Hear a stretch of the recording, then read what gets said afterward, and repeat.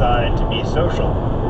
It has a big ballroom. I mean, it is designed to create a real presence for him in the nation's capital, where he can hobnob with the people who make decisions. It even bought the hometown newspaper, Jeff Bezos sent a thunderbolt through the media world this week. spending $250 million to rescue the struggling Washington Post. And I do believe that democracy dies in darkness. I think that the capital city of the United States of America needs a paper like the Washington Post.